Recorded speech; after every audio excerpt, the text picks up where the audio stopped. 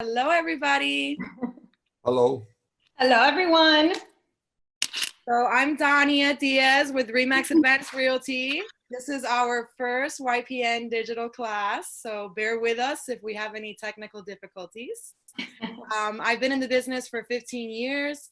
Before I started my full-time career, I was an assistant to a top producer.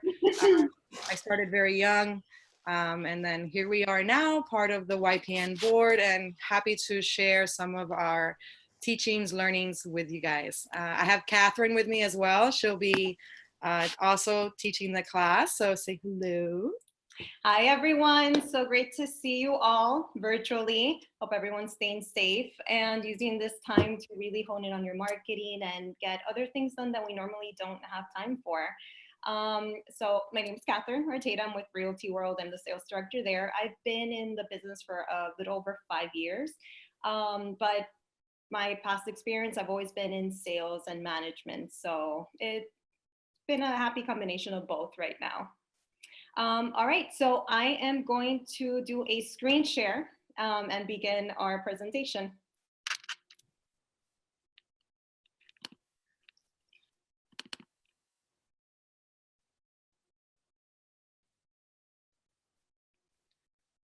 Like I said, this is our first time digital, and right now everybody is at home on their Wi-Fi, so be a little patient if things don't go as quick as we'd like them to. All right, Dania. So how do you become the agent of choice in your farm area? How do you pick a farm? What type of farms are there? How do you market to those specific types of farms? That's what the goal of this class is. Obviously, we already introduced ourselves. You know, this is us and our virtual loveliness. Too bad we couldn't be there. It's always better to be in a classroom because then you have a lot of more engagement and you can ask questions or whatnot, but we're going to try to make this as fun as possible. So marketing equals everything. Right, so marketing is everything. First thing you have to remember, especially when you are farming an area, we're in the marketing business. I know this was not really told to us when we became real estate professionals, but we are our we are our own business. Therefore, we are also marketers, and we need to learn how to market ourselves because we are the product. We are we are also selling a service. So the ability to be able to differentiate ourselves from everybody else is really what's going to set us apart from the 50,000 plus agents that are out there. So think what you want, the message you want to convey is also you as individuals, your businesses, you are also a brand. Your face, your name, that's your brand. Everyone is part of an office. Some others are part of teams. But at the end of the day, your name and your face, that is your own personal brand that will never change. And when it comes down to building your brand and figuring out your story, you have to kind of figure out what your strengths and weaknesses are, what your hobbies are, what you like to do as far as your relationships. You have to leverage what you already have and then kind of build upon that. And then there was actually a teacher that taught me, you know, when it comes down to writing your story, you kind of have to figure out, okay, who am I looking to talk to? Obviously, if you're talking to an older demographics, let's say you're going into move up buyer programs or scale down buyers, and that's what you want to target, then you kind of want to think about, okay, what do those type of people want to hear? How do they like to receive their information? Do they read newspapers? Do they look at magazines? Are they scrolling online? On Facebook, do they prefer videos? Do they prefer blog posts? Do they prefer pictures? So you gotta have to think about who, where they're at, what they're doing, how they like to receive it, and then also why are you giving this to them, or why would they be interested? What's in it for them? That's the main purpose when it comes down to building your brand, is you have to give people what it is that they want. You know, for me, it's, you know, I'm the knowledgeable resource that people come to whenever they have any questions about real estate, investors. They know that, you know, I know how to properly analyze properties. I know how to market properties offline to create stirs when it comes to, let's say, wholesaling or flipping or whatever it is that your niche is, you kind of have to figure out, okay, where do those people go? Most of those people are part of groups, you know, do they, let's say, do they go to specific networking events? Are you looking to build a business of professionals? And then you kind of have to do your marketing so that it fits within those guidelines. Next slide. Building your brand. So I actually spent a lot of time in the beginning of my business, and I think that this is the first thing that everybody has to do when they are looking to position themselves into any business, right? So the first thing that I did was I spent a lot of time, and we all should, now that we are home, this would be a great time to kind of revisit that. Take a look at your online presence. Google yourself. What do you see? Do you have a Zillow profile? Back about 5 years ago, I want to say, Zillow used to be different. I mean, we're talking about Zillow. I know not everybody likes Zillow, but let's get real. Most of the clients that I work with, they're sending me Zillow links all the time because I guess it's the most user-friendly database that most people have. But 5 years ago, it didn't automatically syndicate your listings, and it didn't automatically take the past sales and record them. So what I would do is, you know, every month, well, you can do this after every sale, but every month I would go back and all the sales that I've done, I would put them in there, because then that way when people would go online and they would Google me, they would see, okay, this many sales, this many listings, this many reviews. And believe it or not, building that infrastructure is so important, because when it comes to any business, the first thing that anybody does is they get out their phone and they're like, Google, tell me about this restaurant. Tell me about that restaurant. Tell me about this realtor. Tell me about that realtor. What is she doing? Where is she selling? Right? So I think that is very important for you to set up all these things. You know, make sure you have a Twitter account. Make sure you have a Facebook account. Make sure you have a YouTube account. You know, don't just create all these accounts just to have them.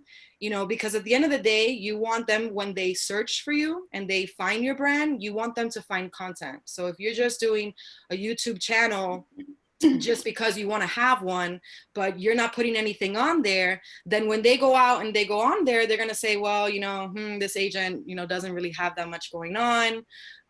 Same thing with Facebook business pages. About 5 or 6 years ago, I started building my Facebook business page, and I probably have, like, I mean, I really haven't counted, but I have countless, hundreds and hundreds of photos of Miami, because that's my brand. My brand is born and raised in Miami. You want to come to Miami, you call me and I'll hook you up where you need to be, because I know all the different areas, because I've lived in multiple areas. I used to move a lot as a child. So I kind of know, like, okay, Pembroke Pines is like this, and Coconut Grove is like that, and Coral Gables is like this, and Kendall and all those things. So, you know, my brand is Miami. So it coincides. You go to my Facebook business page, you're going to see Miami. You go to my personal is also my business. I don't have my own personal page.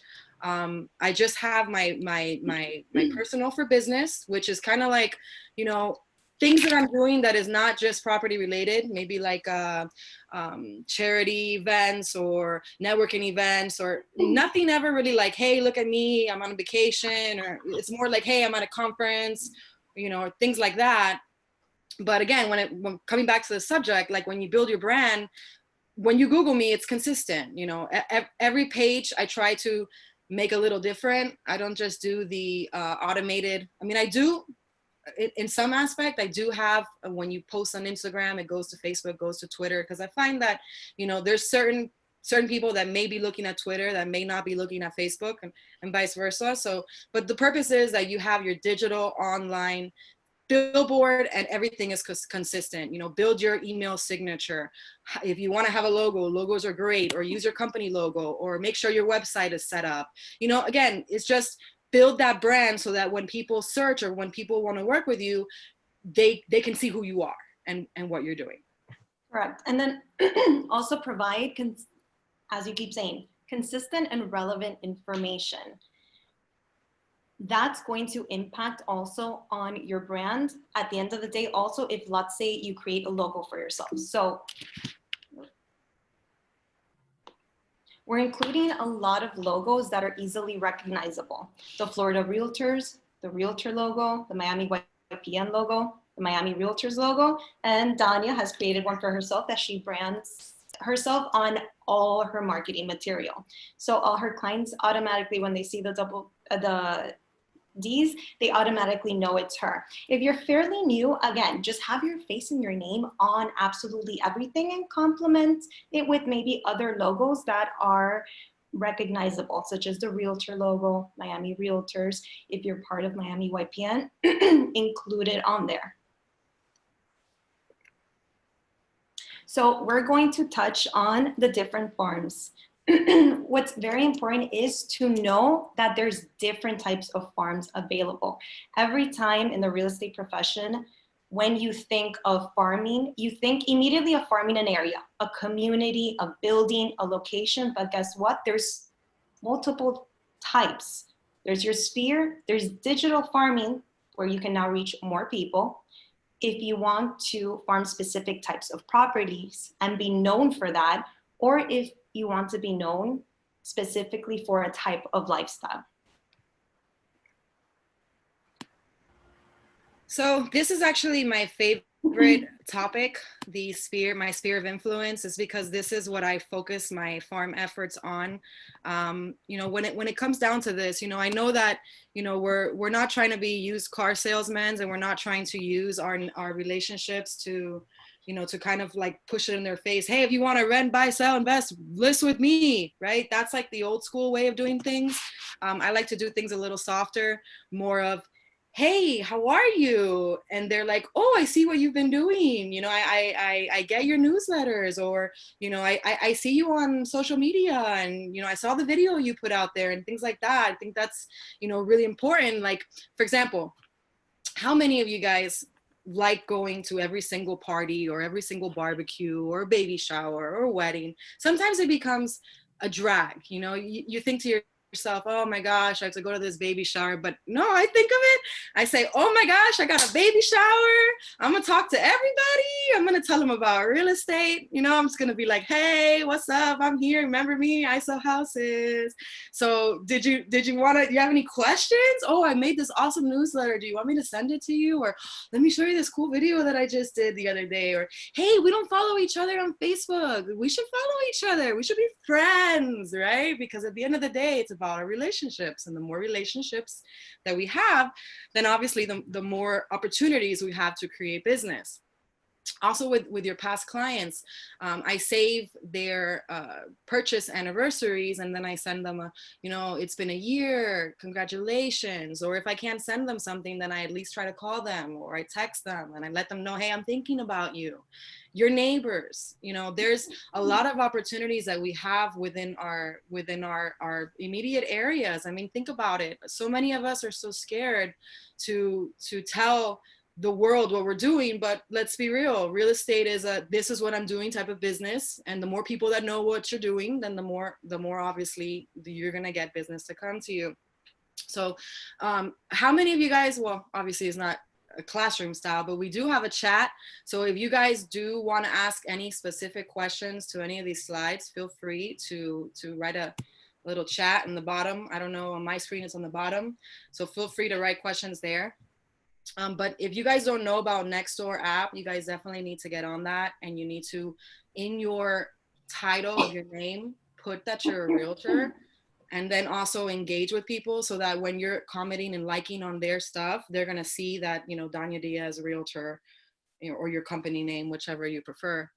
And then, like, colleagues, a lot of people are intimidated by their network of people within their companies, or, you know, let's say like on the YPN group. Well, why are you on YPN? You know, why, you know, you're friends with your colleagues, or why are you sharing your information with people? They're going to steal it from you. They're going to steal your clients. But no, they're not, because at the end of the day, there's so many people in Miami. And if you truly do provide value, people are going to want to work with you. And not only that, but think about it, the colleagues, the relationships that you can build. Let's say someone has a niche that you don't really know much about, or, you know, let's say an area that you don't really know too well. You know, if you build these relationships with these colleagues, you're going to see that more opportunity is going to come to you, because at the end of the day, the more you give, the more you receive. So if you're constantly sharing your knowledge with people, then they're always going to want to work with you because they like you, because they trust you. You know, same thing with organizations.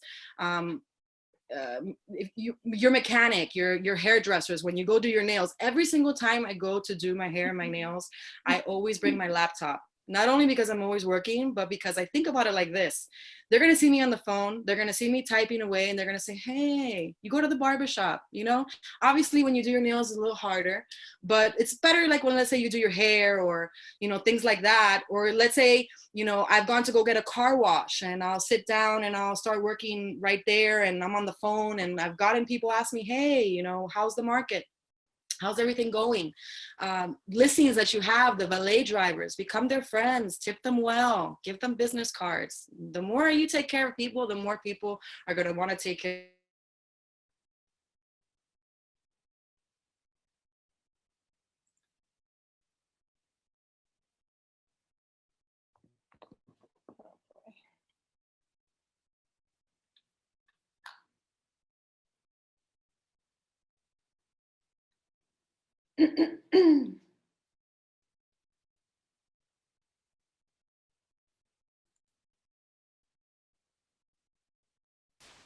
What happened?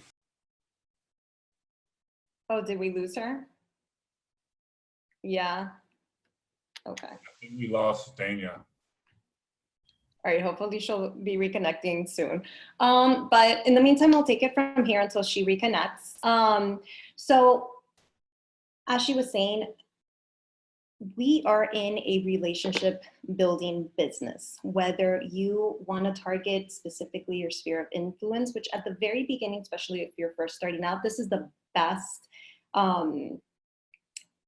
group to target because it's people that already know, like you, and usually trust you. And that's a good combination for them to want to do business with you, even if you're new. The same goes where on professional relationships, which I'll get to in a bit. As far as sphere of influence, use every opportunity you have to reach out to them. Every holiday. I love the holidays. For example, Thanksgiving, Christmas time. Most agents hate them, and in our industry, it's known already as the quote unquote slow season. No, it's slow because you're making it slow because agents sleep during that time. That is prime time for many agents because you are getting in front of the most amount of people possible because of all the gatherings, all the parties. So things to do. If let's say you are going to a party over at the beach, do a little bit of research on the building that you're at, on the beach, so you know what you're talking about, the statistics. People love to talk about real estate. That's a great conversation starter, and you're going to see me know what you're talking about. Now, So sorry, but as I said, this is technology, right? So I'm getting kicked off. So I'm glad that Catherine's sharing the screen and not me. Because on these Zoom meetings that I've been doing lately, about 3 times they shut off. So I'm really sorry, guys. And thank you for being patient. So did we cover all of our sphere of influence? Like I said, guys, we just want to be leveraging the relationships that we already have, and then also making sure that everywhere we go, people know what we're doing. I think that that's the most important thing. And then as far as marketing to your sphere, you know, think about it. I love to send newsletters. I send monthly newsletters. I'm constantly, every single holiday, I send random, just mass texts, but not like an auto dialer. I actually sit there in my phone. I have 3,000 contacts, which I don't know how I have so many, but I have so many that I have to sit for like 2 or 3 hours. And I just kind of say like, Merry Christmas. I wish you and your family lots of love. And believe it or not, you know, a lot of people don't realize the power that has, because, you know, I think two or 3 years ago, I did that to one of my past clients, and I actually ended up closing a huge portfolio of investment properties for them just by saying Merry Christmas, right? It's super simple, but it's just staying in touch with your sphere and making sure that they know, you know, that you're there for them, right? And to piggyback off that, so you were mentioning about sending mass text messages. You have 3,000, that's a lot. I could just imagine you going one by one by one by one. Mostly everybody has WhatsApp. It's a great app if you want to send, let's say, a mass text to everybody you know, take 10, 15 minutes one day, create a broadcast list, put everyone on there. Or if you want to separate them into maybe past clients, friends, family, whatever, broadcast list. Go in there, send your message. When you click send, it's going to send it out individually to every single person. So it saves you a lot of time. And that's on WhatsApp? That's on WhatsApp. It's funny you should mention that, because yesterday I was on WhatsApp and I saw that and I thought to myself, is that what I think it is? But I wasn't sure, because I can't stand getting those mail, you know, those mass texts, or those like in WhatsApp, like 100 people in one group and then everybody chimes out. It's a little overwhelming, but so it individualizes your. Yeah. It individualizes everybody. Like I said, we're always learning from each other. And I learned that little trick probably like a year and a half ago, that I had one of the agents in the office constantly sending me his listings via WhatsApp. And I'm like, and just like random real estate related messages. And I'm like, okay, great. I love to see that you're working hard. And he goes, oh, no, is that I have a list and you're part of it. And I'm like, so he showed it to me, and it blew my mind, because I did not know that existed. So now it saves me so much time. So during the holidays, during anything, right now is a great opportunity to reach out to people and come from a point of empathy. You know, hey, thinking of you during this time. I hope everything's well. How are you doing? Boom, send it out, and it gets sent to everyone individually. Wow. Phenomenal. You see, we learn something new every day. Awesome. Right. So next type of group that you can form, you have your professional relationships. So these Hello? Sorry, what's the name? What's up? What? WhatsApp. Broadcast list. Yeah, I know, but Broadcast list. thank you.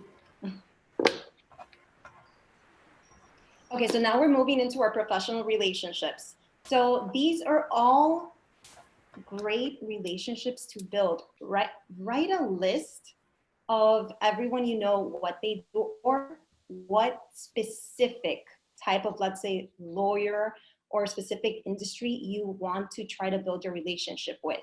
Divorce lawyers. Divorce lawyers are phenomenal, because half the time the couple ends up having to sell their property.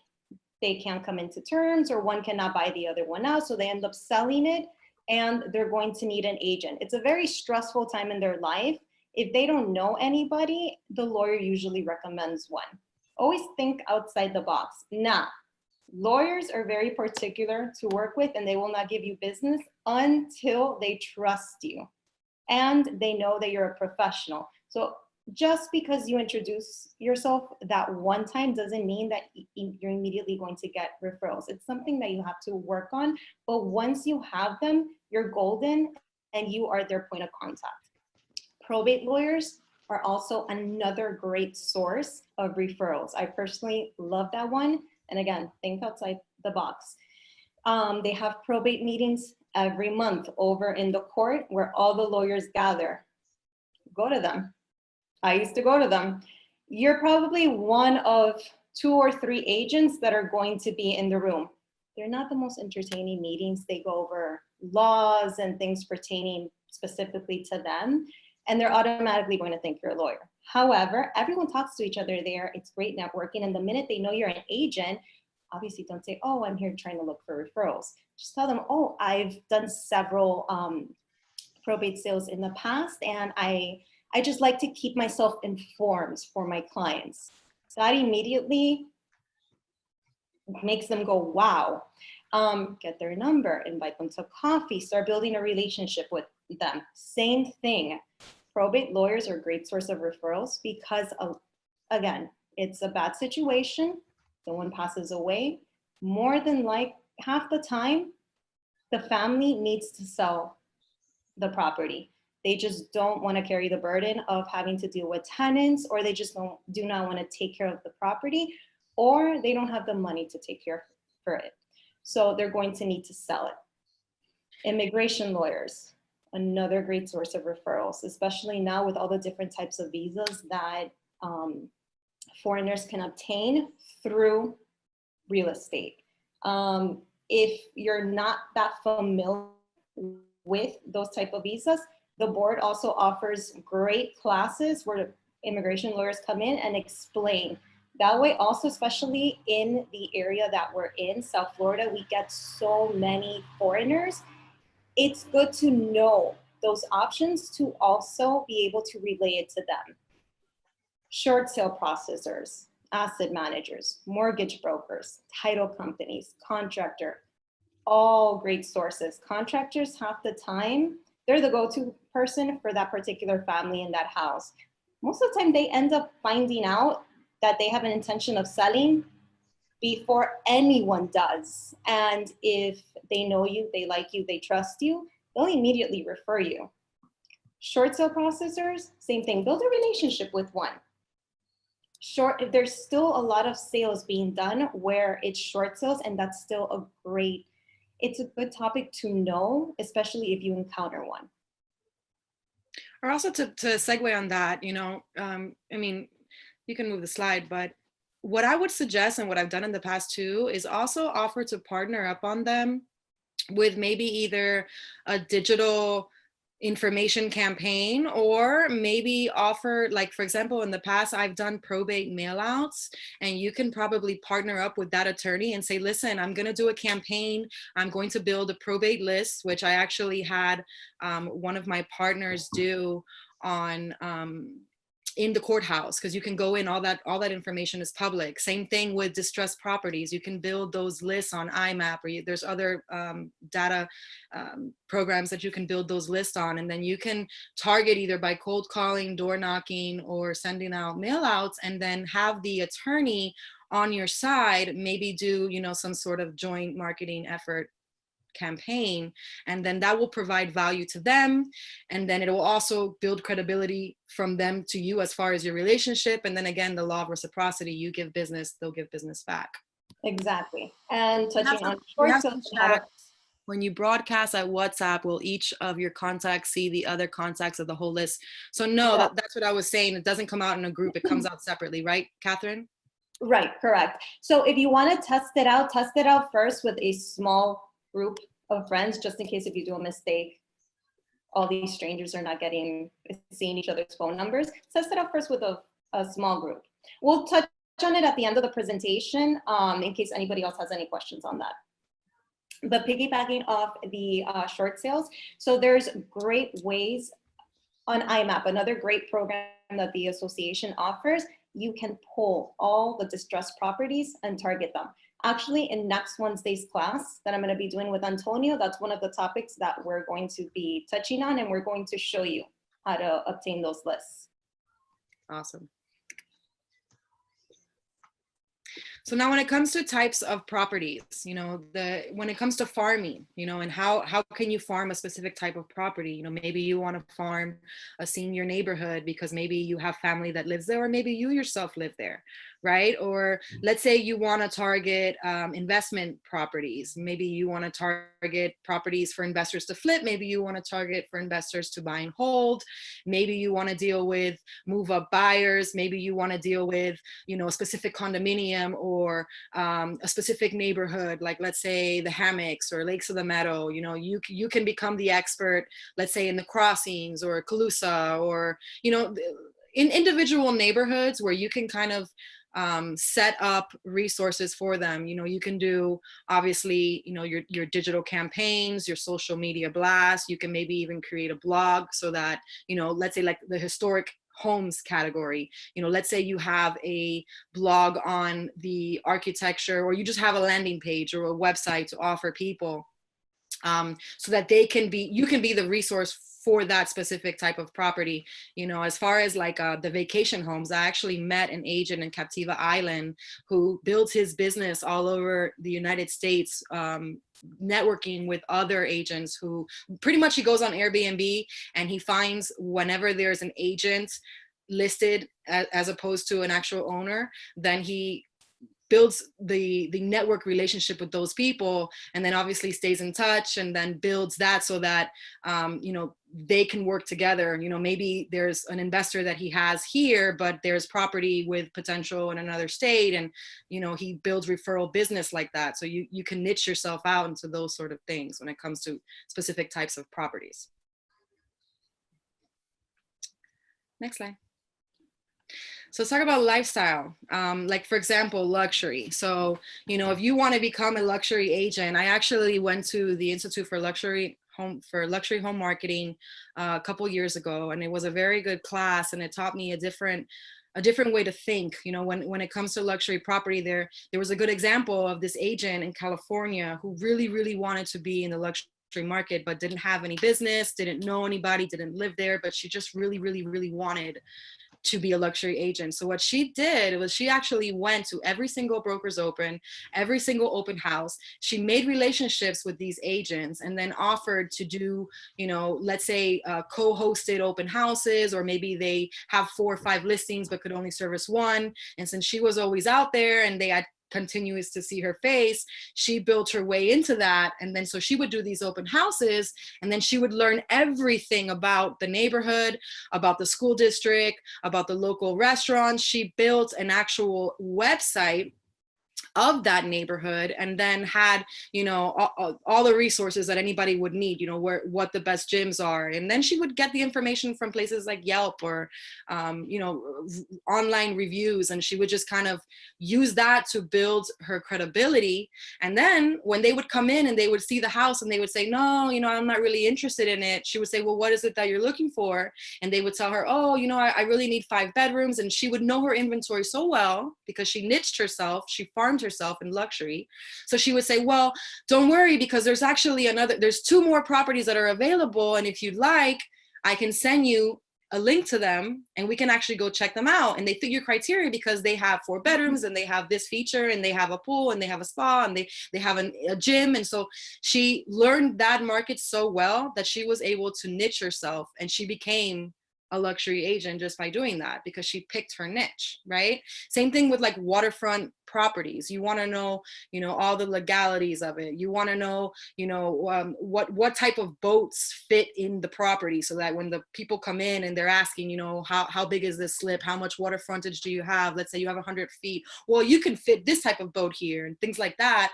They know that waterfront property is going to cater to most likely people who have boats or people that like the water. So she was, you know, targeting herself within that.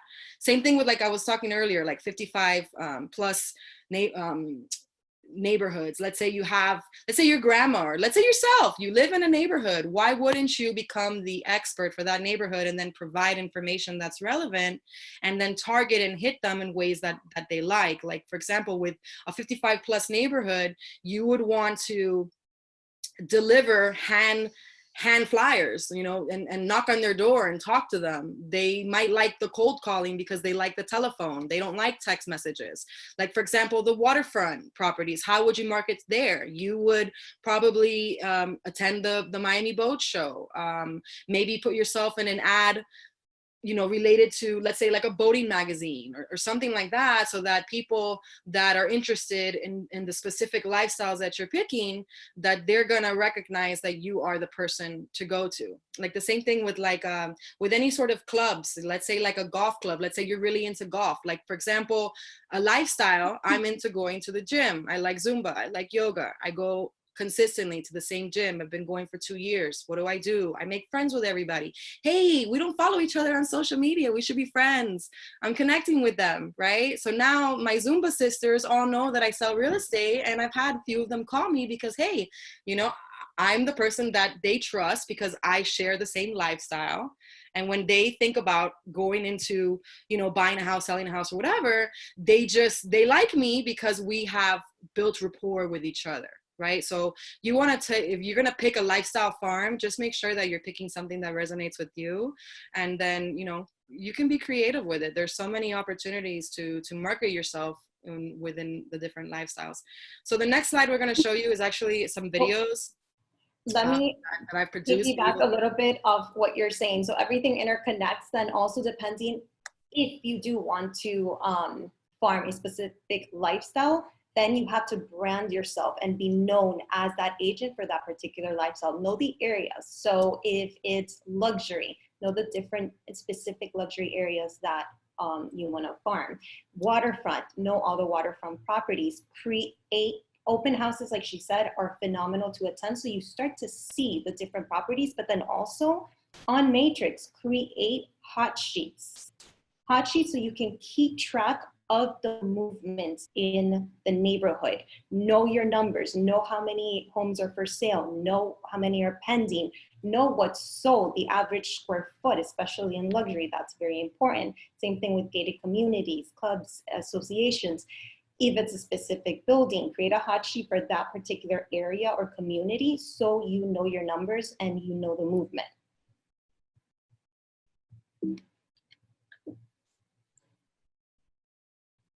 I'm Dania Diaz. I'm with Remax Advanced Realty, and today I've had the incredible pleasure of looking at 57 Ocean. Right on the water, 71 units. This is where it's at on Millionaires Row. Check it out.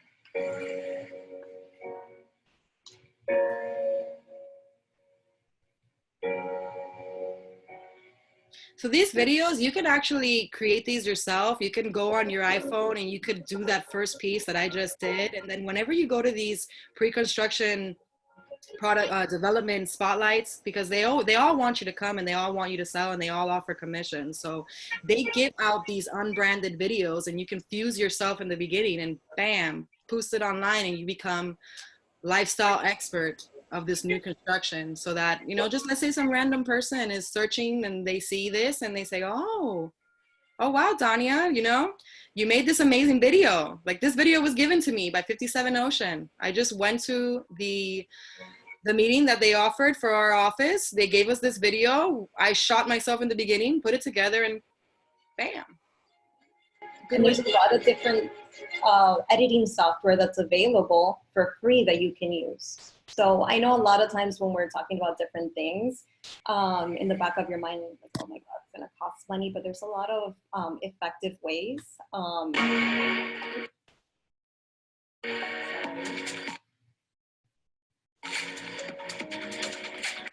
right, I'll go back to it for a minute. I just noticed there's no pause here. Going back to what I was saying, there's a lot of ineffective ways of creating something. For anybody that has, let's say, an Apple computer or a Mac, iMovie is automatically included and it's a great editing software. So just like what Dania mentioned, she can integrate the video in there and then add her clip at the beginning. And even if she wanted to add a little bit more music or any other slides, you can do that. Right. So the video that we're going to show now is actually a lifestyle video of a neighborhood. So this is just Miami. This for any neighborhood. I mean, obviously this is a professionally produced video, but you know, I've made videos before with clips of, let's say, a specific building. Like I did this for the Aria on the Bay. I had an international client come. I had to create videos to show him because he was international. And so what I did was I just took videos of everything, of the gym, of the front, of this, of that. Again, this is a professionally produced video, which you can definitely, there's a lot of great videographers in Miami that they can do this sort of stuff for you. And you can post this on your social media and it just makes people, you know, see the type of quality that you can give. But if you wanted to go, like, let's say on a budget, like I was saying, you could actually take clips like I did for that building. And like I took the gym, I took the pool, I took this, I took that. And then I used Quick. Quick is a GoPro software. I mean, I know there's a bunch of other ones, but it's an app. I downloaded it on my phone and I pretty much took the different clips of the videos and created my own video content. Because again, people nowadays, video is so important.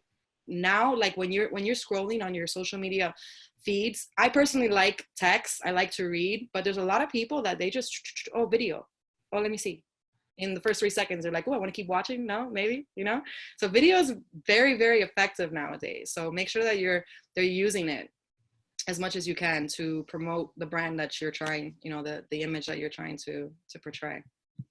So digital farming, this is actually my farming, like I said, I do the sphere of influence, but I also do a lot of digital farming.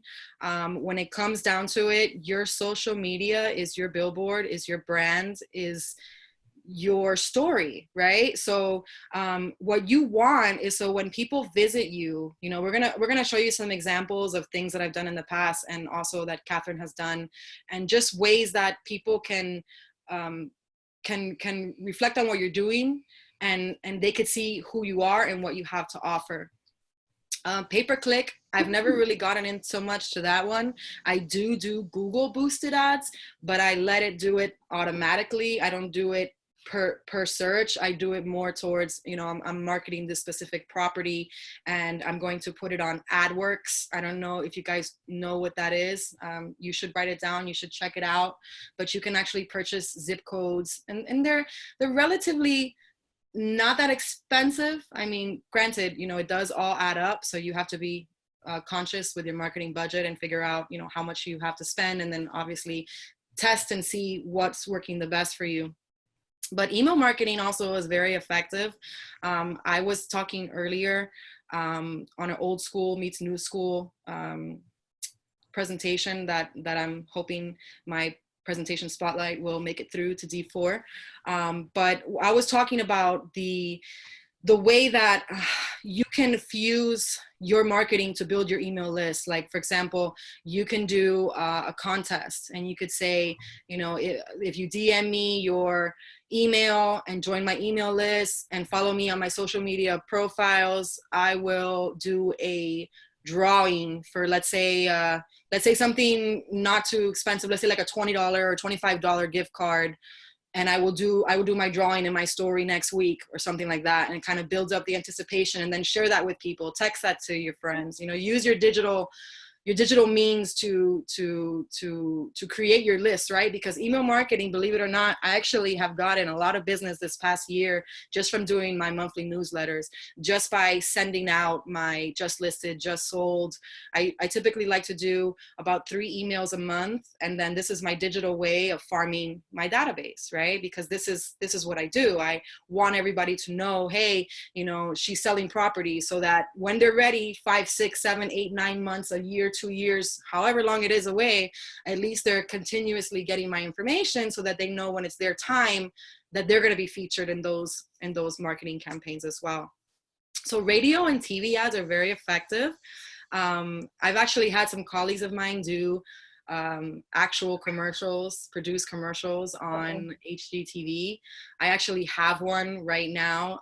It's on a live streaming software, and it was powered by AdWorks. You can make your own commercials, and you can actually promote these to be live streamed on internet, I guess, those streaming TV. I don't know. I don't have that yet. I haven't gotten there.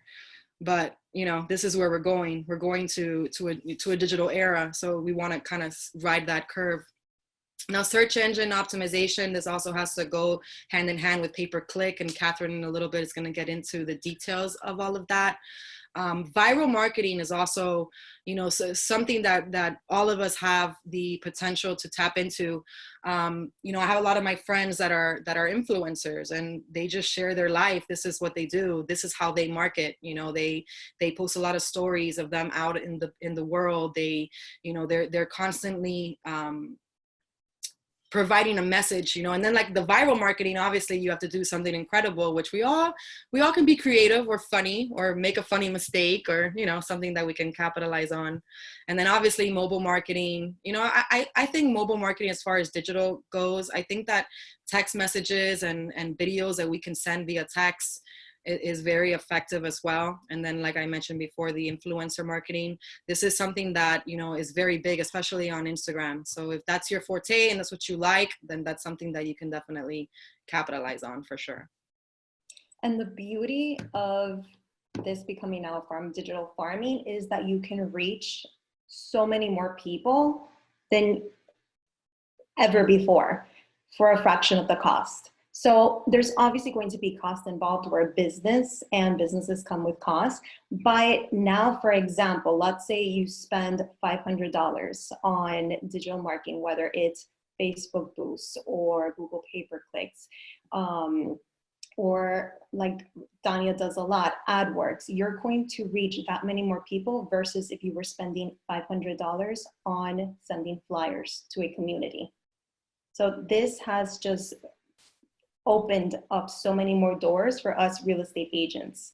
Facebook has a powerful tool, Facebook business page. If you engage with people the right way, you don't even have to spend that much. There's a girl in our office that has branded herself phenomenally, has not spent one penny, and she produces most of her buyers through Facebook, reposting her own posts on her business page, engaging with people.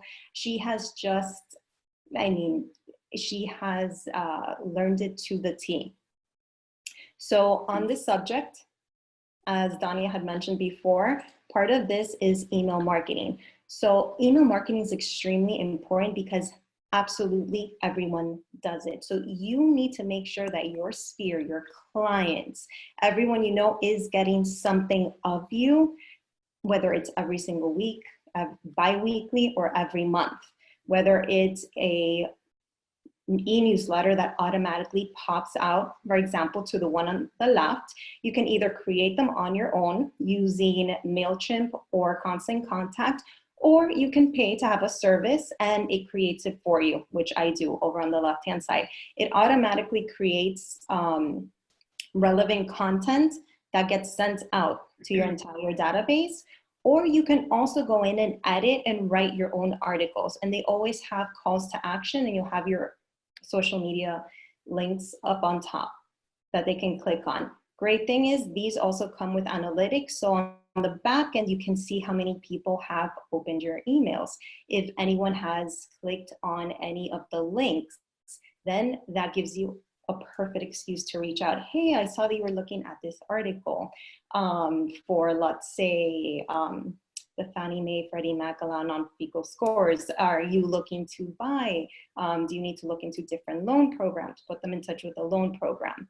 Also, on the right-hand side, it's very important, as she mentioned also, to be sending emails of all your past sales or new sales. People, funny thing is, and I think we've all had this experience, when we first started, you notice you started getting more busy and more business from your sphere when they started to see, or at least think, that you were busy. Because immediately in their head, they start to build trust. Oh, she knows what she's doing. She's good.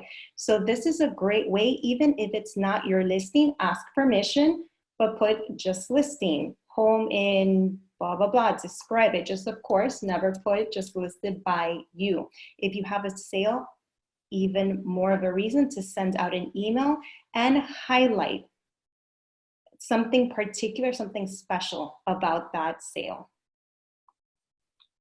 Yeah, and when you first start, a lot of some good advice that I got from my broker was, you work in an office, right? And your office has listings, and your office has sales, and your office has made all these, accomplishments. So why not piggyback on that? Look what we sold this month. Look what our company did.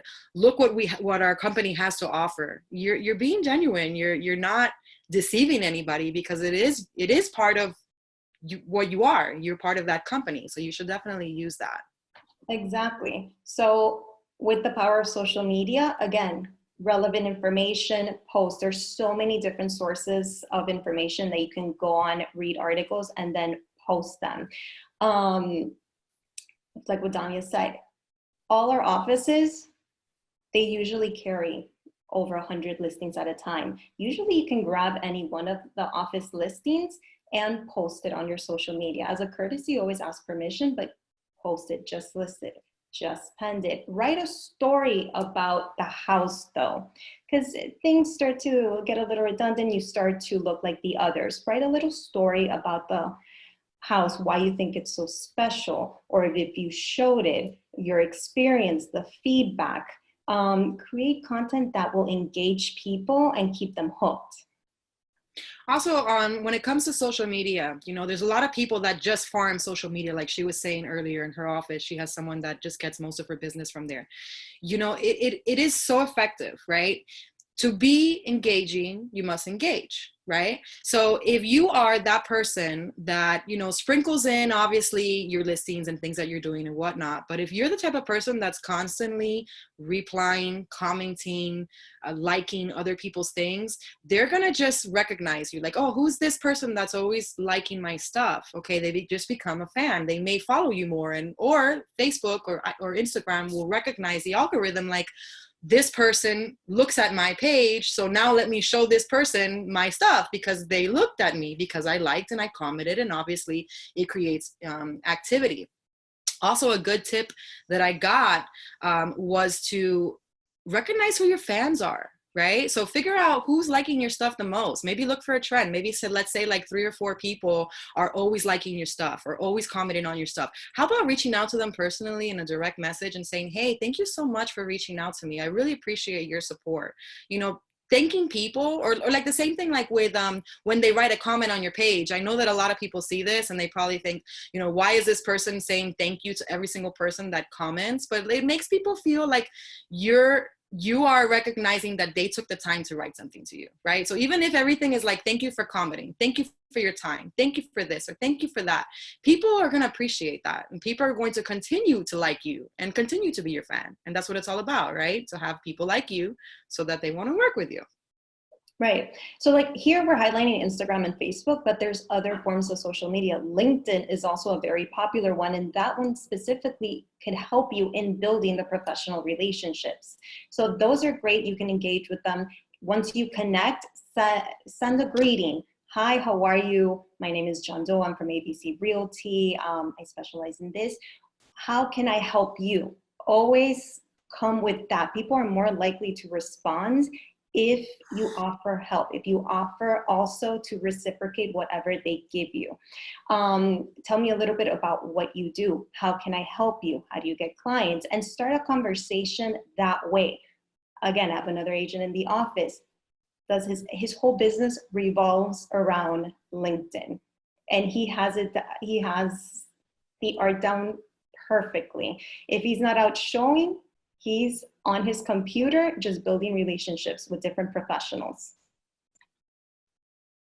Yep, or just like the influencer style of marketing, you know, you go in and you say you have local businesses, or maybe something that pertains to you, contractors, insurance agents, or whatever, and you're saying, hey, you know, be sure to check out this page, you know, this is my trusted insurance advisor, or this is my trusted contractor, and then those people are going to be more likely to refer you as well, and then you're also, you know, providing value to other people. So this is actually my digital marketing example, and how you can capitalize on that, and how I use the digital means to build my business. So on the left-hand side, you're gonna see Post Insight. So this was between, I guess, a month of time between February 6th and March 4th. And I had 21,000 people see me or see some sort of post that I was doing. And then you can also see on the bottom of it, the posts that I actually boosted, because you have to spend money on Facebook for people to see your boosts. And the more money, like for example, the more people see that other people are looking at it, the more other people are going to look at it, right? So in the beginning, like, well, let's say on the first post, probably own this meticulously, you know, that one, it says there's 3.1 thousand people reached, right? So the first $10 probably got me like 400 or 500 people to look at it. But once I got to 400 or 500 people, I only had to spend $5 more to get to 1,500, and then another $5 more to double it and get to 3,000. Because at the end of the day, like, people just want to see that people are seeing these things, right? So on Facebook, I probably I spend a little more than most people, because at the end of the day, I just want people to recognize that people are looking at my things. And I use this in my listing presentations. Look, I'm going to boost your property digitally. And then I've tested, you know, when do I put in an extra $5? I usually do it after the first 10 to get to the 500, and then put another 5, because I find that the money runs longer. But this is just me testing and trying throughout the time, right? So in the middle, we're going to show you the video on the following slide. You know, if obviously when you're advertising listings, you want to capitalize and you want to use these listings for me to digitally farm to get other listings or to get more business, right? So in this case, this video that I did was a building in downtown, and my videographer has thousands of drone shots of Miami. And we sat down for probably 2 or 3 hours, and we fused his videos with the building video, and we kind of got creative with it. And I boosted this on Facebook. I did spend more than normal on this one, but this was a really good video, right? So you got to capitalize on the good ones. Obviously you want to boost as many as you can, but you want to capitalize on the really good ones, right? So this one actually spent probably $200. And I had 22,000 people that actually let this video play. And if you look on the right side, you're gonna see, because I always look at this, right? So organically only 200 people have seen it, and the only reason why it even got to 200 is because it was boosted paid, so it caused a little more organic than normal, because typically you probably get, like, let's say 100 people or 60 people, or you don't have any views. Like if you look on the left hand side, you're going to see that 86 people saw it, 69 people saw it, because those weren't boosted. Those were just probably integrated from Instagram. And you have to pick and choose. If I boosted everything, then that's very expensive, so you got to kind of choose. But if you look here, what's really amazing is, like I said, you get a really good video, whatever it is, lifestyle video. This was a listing video, and I boosted this to the max because I saw a trend that so many people were seeing this. So I started putting more money. And then I also showed this to my network, and I used this in my listing presentations. Look at this video. Look what I boosted. Look what I'm going to do for you. Look how many people are going to see your stuff, right? So on this one, 23,463 people saw this in their feed. Right? And out of those 23,000 people, 97% of people actually let this video play, which I find phenomenal.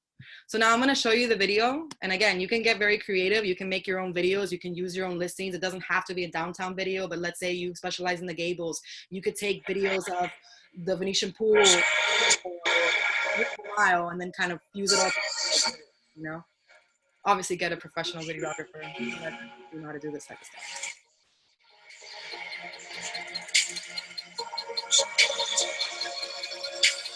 But imagine you send this video to your clients, you send it to your past clients, you send it to your friends, you show your friends, you show your family, you're proud, So I'm using this digital boost to create more credibility for myself. And you guys can do this yourself as well.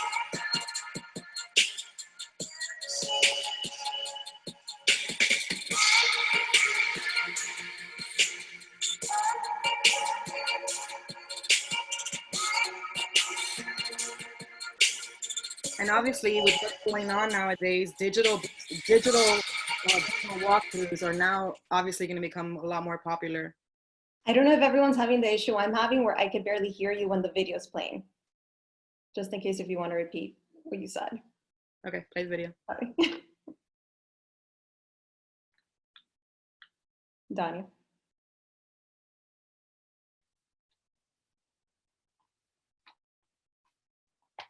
Danya, can you hear me?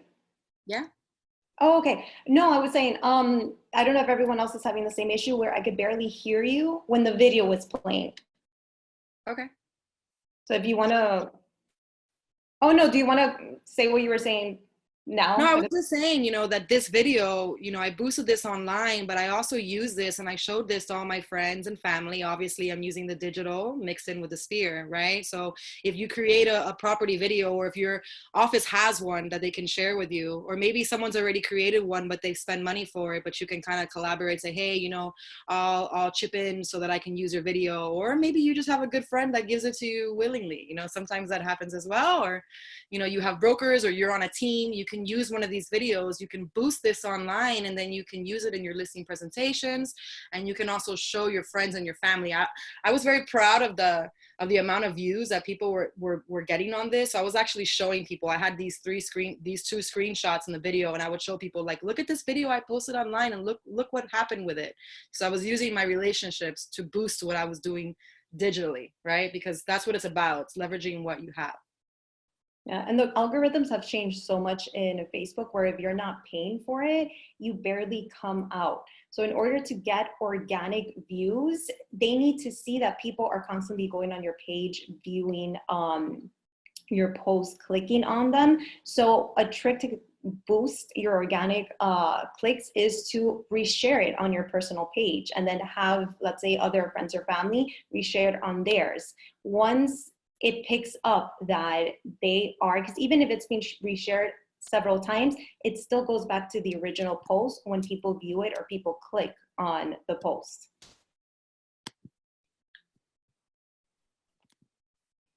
Next. Is it going? There we go. Go into that.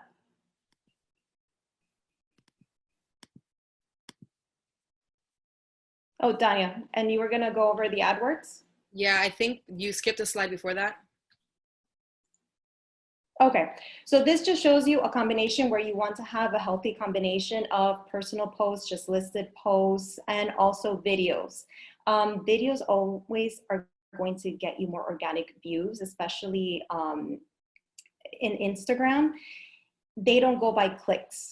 They just go by views. If any viewer looks at a video for at least 3 seconds, that's considered, it's equivalent to a click. So you want to incorporate videos to get more of those organic views and for you to come out more often, especially now that the algorithms are changing so much, just because it's proven people tend to want to see what's next if they see that it's a video. If it's a picture, they'll easily just scroll through it and ignore it. And by doing that, eventually, if all you're doing is just posting pictures, I know a lot of people have started to see that their likes, let's say, have gone from 100 to 50 to 20, depending on what you're posting. Also include hashtags. If your Instagram is public, then you're going to appear in other people's feeds that follow those particular hashtags. Now, also, they add a lot of pictures, locations. If, let's say, you are viewing a new construction and you do a video on your story, add the location of where you're in. Now they have stories of particular locations, so you're going to come out also there. If you ever look at who views your story, again, if your profile is public, you're going to notice towards the bottom, there are a ton of viewers that you have no clue who they are. They don't follow you, you don't follow them, but that's because you organically appeared on their feed either through a hashtag or on the location story, or you start to become more relevant and Instagram starts showing you as a suggestion and you build your following from there. So let's talk about the AdWorks that I was talking about earlier. And this is your digital marketing campaign. This is pretty much a portal that you can either do it based on using a specific listing, or you can target a specific zip code, or you can create those digital commercials that we were talking about earlier. And then what it does is it follows people searching in those specific zip codes. So if I'm looking in 33176, then your ad is going to follow them. And then it's not only going to follow them where they are, like let's say they found it on ESPN.com, but when they go to Yahoo, now it's there again, and they go to Facebook, and then they go to Instagram, and then they go to AOL, you know, it's going to follow people, right? And so it builds more credibility, not just so that you can show your buyers and sellers what you're marketing. Like, for example, I market all my listings here, but you also are getting more exposure from people that maybe don't know you and see you online and continuously see you online. And then obviously at some point they are going to reach out and they're going to want to talk to you. House for sale.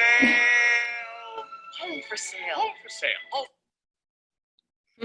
That was just one of my digital marketing commercials as an example. I mean, obviously you guys can be creative with this, but AdWorks does give you the opportunity to boost commercials online to specific demographics and area locations. So nowadays, Google has become a very big component now of digital farming. And as I was mentioning before, a way to reach the masses. So I'm going to go into a little bit of Google pay-per-click. So depending on the CRM you use, what program, a lot of times it comes built in where you can pay the program for ads, or you can hire an expert to automatically do the campaigns for you, or you can do them yourself. Now, these are the campaigns I'm talking about. You see here, whenever you do a search online, you see where it says ad, those are all paid Google campaigns. When you create the account, there's an area there where you put in keywords. So if you want to farm a specific area, let's say, you can put in keywords for that specific area. Best advice, be as specific as you can. The broader your word, the more expensive it's going to be for you and the less likely you're going to appear. Perfect example, the slide on the left, homes for sale, incredibly broad. Even if you put Miami home for sales or Miami for sales, homes in Miami, anything containing homes Miami, you're never going to compete against the big dogs. So for example, homes for sale, immediately Douglas Elliman pops up and Trulia. Those are the ones spending thousands and thousands and thousands and thousands of dollars every single day on these campaigns to make sure that they pop up on top. And then organically, you see Realtor.com automatically pops up, and more than likely Zillow is going to come next, Trulia, and several of the other big brokerages. Now, if you want to hone in and be more specific, your cost is going to go down. So for example, on the right, you have Kendall Real Estate. You have a real estate brokerage, not as big as Douglas Elliman, or let's say Trulia is not a real estate brokerage, but it's a company, not as big as them. They popped up on top. And then you have South Florida Houselistings.com. That's an agent. That's the agent's website. He popped up. He's getting clicks. And then organically, again, Zillow comes out. But you want to be as niche as possible so you are coming out on top. So the more specific and niche you are, the more your costs are going to go down. So here, it's an overview of what your Google Ads account would look like. It's going to show you, in, for example, the last 7 days, March 4th to 10th, the cost is $665. There was 8.14 thousand impressions. That means that's how many times the ad popped up on top on Google. Now, 912 clicks. That's great. The cost per click is 73 cents. You're probably thinking, oof, 73 cents every time somebody clicks on my link, that's expensive. Actually, in the digital world, that is very inexpensive.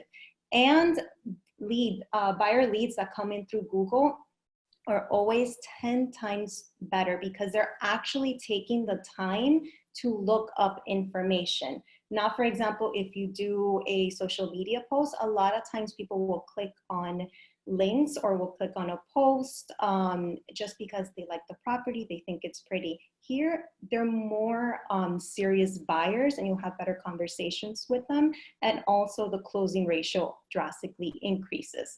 On the top, ignore the $1.50 a day budget that had decreased it because for something, but you set your daily budget there. So if let's say you do not want to exceed $20 a day, the minute you hit $20, it stops your campaign. So it prevents you from overspending.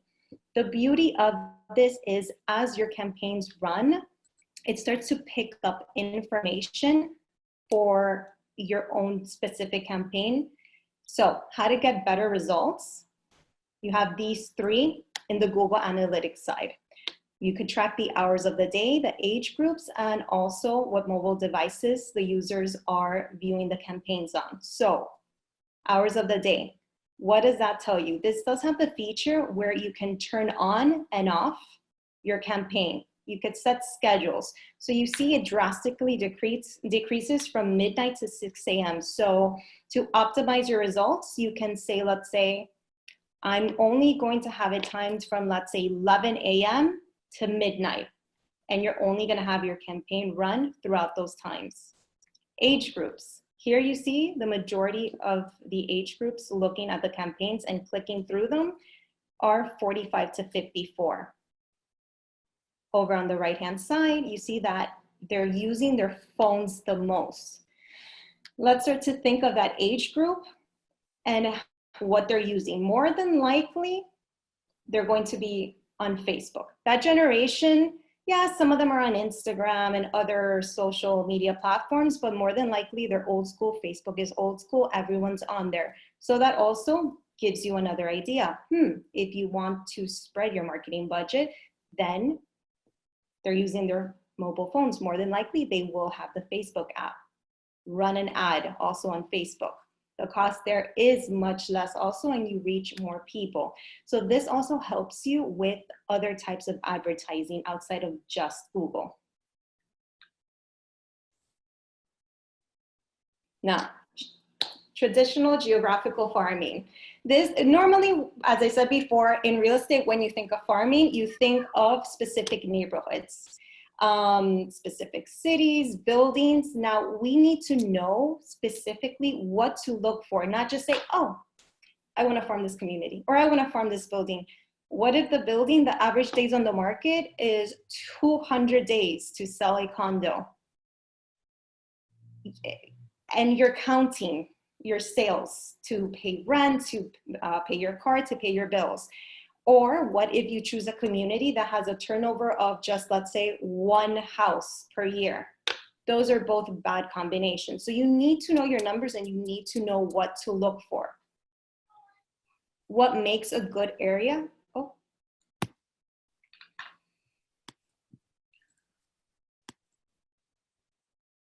We got the slides flip-flopped. I'll go back to them, Danya. So when it comes down to what to look for, obviously you want to pick an area that you've done business in, or an area that you live close to, or an area that you know someone that lives in, that you frequent often, so that you know a lot about it. Obviously, you want to know everything about it. You want to know the school district. You want to know, what the average days on the market are, what the price per square foot. I mean, obviously, not always can you use price per square foot, but you want to know what the range of prices are for the different types of properties. Like, let's say, as an example, you want to do Lakes of the Meadow, and Lakes of the Meadow has different types of housing. You have, the larger estates, and you have the smaller, regular single families, and then you have the condo townhouses. So you want to know, all the different subdivisions within the neighborhood. You want to know each subdivision, what the price ranges are, and obviously be the expert and learn before you target, obviously. You want to find something special about the sale that you've done. Like, for example, I had a sale that I sold $23,000 above market value, and I created a mail out blast, and I did a campaign leveraging that sale, so not only would I give the sales history or the sales activity of the neighborhood, but I also gave something of value, a call to action, why you should call me because I was able to do this for that other listing. It's just kind of using what you already have and building upon it. Obviously, you want an area, typically a good farm area is about 1,000 to 2,000 homes. You'd like to see at least 45 to 90 homes sold in the past months. And then Catherine's going to get into how to find out how many agents are already targeting that farm. Because if it's oversaturated, then obviously it's going to be a little more difficult to establish yourself within the community because they've already recognized 4 or 5 other people. But never let that stop you, because you can always be different and you can always provide something that they can't. Maybe you, like I said, maybe you create some sort of a blog of the neighborhood that they're not doing, or maybe you do some sort of community event that they're not doing. Maybe you do a neighborhood picnic in the park, or you do open houses and you invite them and you serve actual food, whatever it is that makes you different so that they can recognize you from the other ones. And then obviously you want to see a 3 to 5% turnover. And you want to know who, what, when, where, how, as we spoke about earlier, school zones, how many houses are selling, what's happening, and so forth. Right, so the 45 to 90 homes, that's based off the 1,000 to 2,000 homes, but that is minimum. That's the minimum amount of homes that you want in the community that you are going to be farming. So the key is to see if there's a 3 to 5% turnover every single year. So how do we find that? Well, first, let me give you an example of an ideal location. So I picked Silver Lake specifically in Pembroke Pines with just single family homes. Because Silver Lakes, there's Miramar and Pembroke Pines, but again, let's be a little bit more specific. That neighborhood has a little over 2,700 single family homes. Matrix will give you, of course, the closed sales, and from there you can figure out the average. Now, you're probably wondering, how can I find out the number of homes there are in an area? On IMAP, you can draw out areas or by legal description or by zip code. There's so many different ways of narrowing down specifically to the community, and it will give you exactly the number of homes that there are. And again, I'll get a little bit more in depth on that next week in the IMAP class. But for this particular community, there's 22 active sales right now. 129 closed last year, which is a 4.76 average. It's on the high end of the turnover that we are looking for. And the days on the market, it's 53. This is a phenomenal area to farm. Average days on the market, if you can get 60 or under, you're golden. 90 is good also. Average price is 408. They range anywhere from 229 to a little over 700,000. That's your bread and butter, your high turnover. Those are the areas that you want to look for, invest, and farm. Go back 2 slides. All right, so I want to talk about when it comes to geographical farming and it comes to sending out postcards. I know that this is, not as popular as it once was, but that's what also makes this an opportunity. A lot of times print will be held in people's hands and they keep it a lot longer, so it resonates a lot longer than digital marketing does. And then people want to know, how many times a year do you want to send out these mail outs? So a very good friend of mine suggested 10 by the minimum, 10. Obviously anything more than that is a bonus. But when it comes to the 10, where do you spread them out? So obviously December, when is the holidays, you should probably skip that month, and you should probably, instead of sending out an actual postcard, maybe you should consider sending out a holiday card. Or when it comes to the other time of year, because there's 2 times a year you want to kind of opt out, which is December, and you also want to opt out in the summertime when families are starting school, maybe in August or September. And what you can do instead on those months is maybe send out a calendar, school calendar. Obviously works well because it piggybacks on that thought. Now, what types of things do you want to send out? Now, obviously, the most popular that people like is seeing those little maps. This many sales in your neighborhood. These are the addresses. This is what's sold. People love that information. Keep it simple. Don't put too much. Maybe only put, 5 of the past sales, 3 to 5 sales, and maybe 3 of the new listings. But kind of keep it as visually appealing as you can. You can also announce a sale. You can offer free CMAs. You can share local news. I've seen people even put recipes on these things, or they'll do like do-it-yourself tips. You can get creative with this, but always try to incorporate a little bit of sales activity, because I think that that's the most relevant when it comes to receiving a real estate postcard. You want to know what's happening. I want to know how much my home is worth. I want to know, how much my neighbors just sold for, because I know that they just sold their house, right? Or someone just moved in. Obviously, be consistent, provide value, and then consider data mining. So in the very end, I'm going to get into a way that I've learned how to mine to create lists, how I have used my favorite app, which is HomeSnap. I'm a huge fan, and how they've actually created this new software in the app that you can find out the most amazing information, but we'll get there at the end. You can go to the next. Oh, so here is an example of the postcards that a dear colleague of mine does 10 times a year. And this is what I was talking about. Very simple. Buyers are looking to purchase in your neighborhood. Sold, under contract. Again, this is just information. As long as if you aren't the one that's selling these properties, in this case, he was the one selling these properties. So this is him promoting within the neighborhood and his farm, all the sales that he has had. But then on the right side, these are just actual, just information of the neighborhood, but it's not specific to him. And there is a disclaimer. We did kind of blur out the name of who this is, because we're not trying to self-promote here. We're just trying to provide information.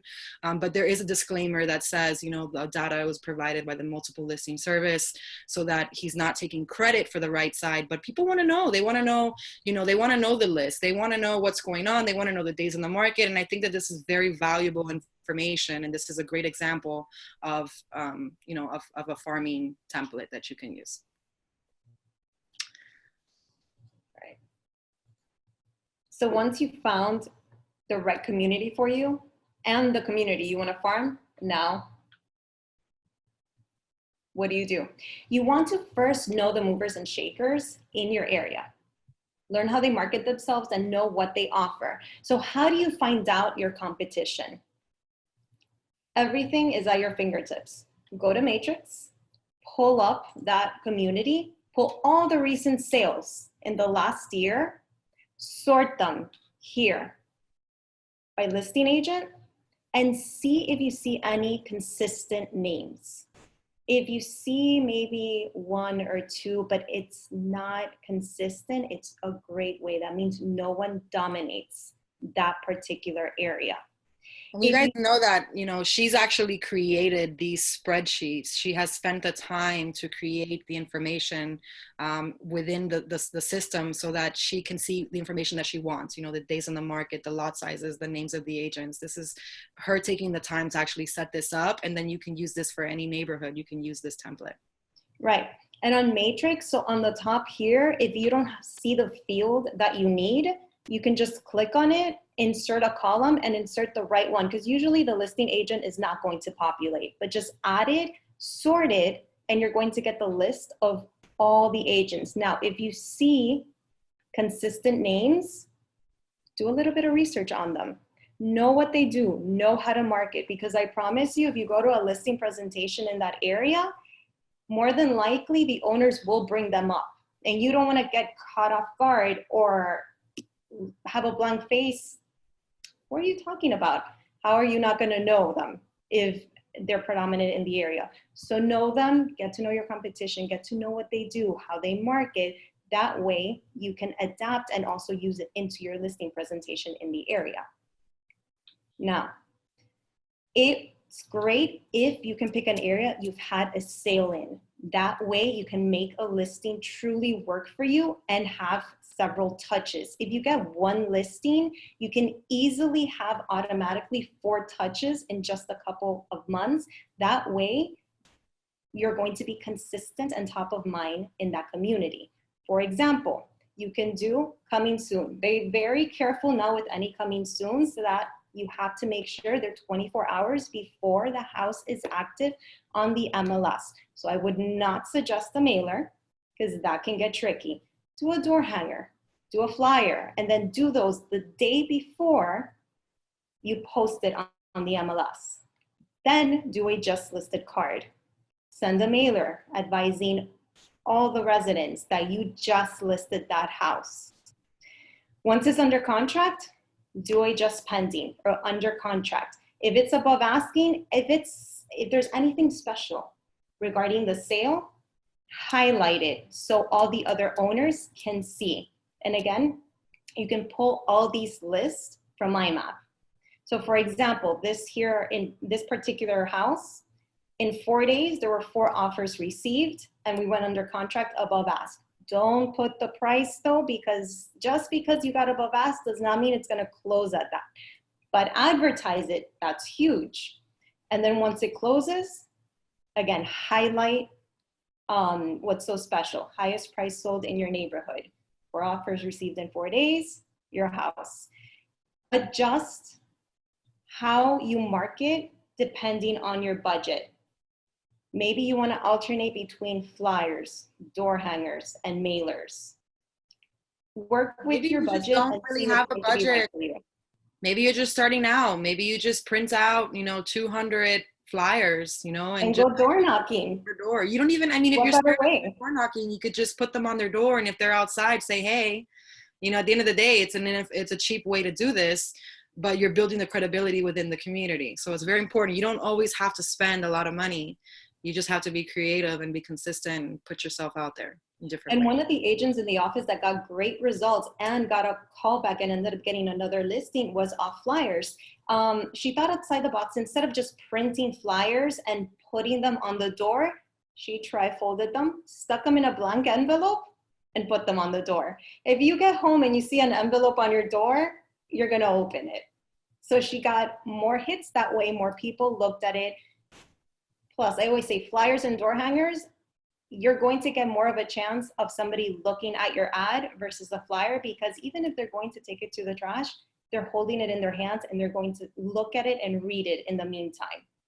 And again, these are 4 touches. So if somebody is looking to sell in, let's say, the next 6 months, they've already seen your face. They've seen your name 4 times, and they know that you did a great job and you sold that house. Yep. Find something special. So these are examples of some of the flyers that are made. You can exploit any sale you make, no matter what side of the transaction you're on. If you're on the selling side, there's always something special about the transaction. Whether it's sold in a couple of days, sold over ask, maybe it's a condo. Right now, depending on the building, you know that they're not quick to sell. I had one recently that I sold in 60 days. That's actually great for that building, because the average days on the market in that building were close to 100. So that's actually something great to highlight. Did you know the average days for this building are 100 days? This condo was just sold in 60 days. And then always have a call to action on everything. Now, if you're on the buyer side, I never see agents promoting the houses or using them to promote themselves when they just sold it, with the exception of social media. Do a flyer, do a mailer. You brought the buyers. That's actually even better, because you're telling everybody, I brought the buyer in your community. Somebody's looking to sell the property. Who do you think they're gonna go with? A listing agent that has no track record, hasn't sold anything, or hasn't brought a buyer to the community, or a community that you've sold already and brought several buyers to? They know that more than likely you're going to sell it quicker.